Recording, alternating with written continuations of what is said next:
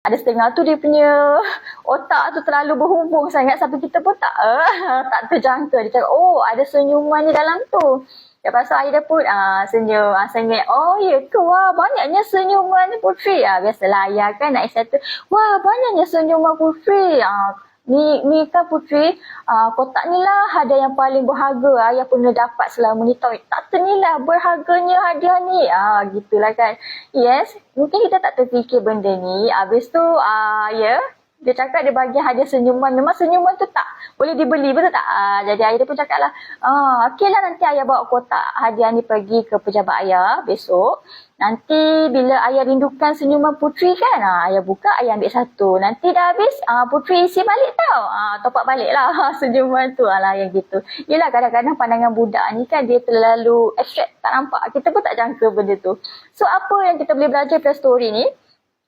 Hadiah kotak kosong. Yes, memang kalau kita tengok pandangan kasar kita, permulaan ayah dia tu pun tengok kotak aku kosong, tak ada benda betul. Tapi pandangan si Putri penuh. Kotak tu penuh, tak kosong dengan senyuman dia. Penuh dengan senyuman dia.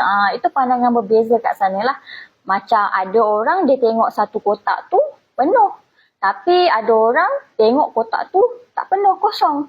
Ada pula orang dia tengok kotak tu penuh. Kita pula tengok kotak tu kosong.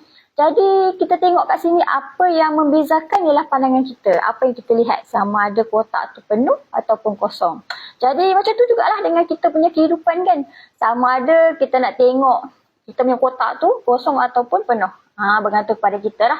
Jadi corak kehidupan kita ni sebenarnya bergantung kepada fikiran kita. Macam mana kita punya pandangan sama ada kita nak pandang kita punya kehidupan ni kehidupan yang penuh ataupun kehidupan yang kosong. That's why saya mention kat sana sebelum ni. Setiap pagi bila kita bangun tu sama ada kita nak lihat dengan pandangan kehidupan kita ni penuh tak? Penuh dengan banyak aktiviti ke? Kita memang kena banyak benda kita nak buat ataupun kita nak pandang dengan pandangan yang kosong. Tak ada benda nak buat. Sambung tidur balik lah macam tu. Dia akan ada dua jenis manusia macam ni. Ada seorang ni, dia memang dari pagi sampai ke malam dia dah ada planning dah. Dia dah planning, dia memang sibuk. Ada setengah ni bangun, tak tahu benda aku nak buat apa. Ini macam tak ada tuju, kosong. Jadi kita kena pastikanlah hidup kita ni jangan jadi seperti kertas yang kosong. Kita kena ada corak-corak kat kertas kita, jangan kosongkan dia.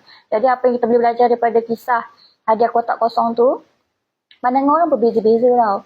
Yes, mungkin kita cuba nak bagi tahu kat someone, okay, you kena ni, kita cuba nak explain. Sebab kita punya gambaran, mungkin gambaran kita macam ni.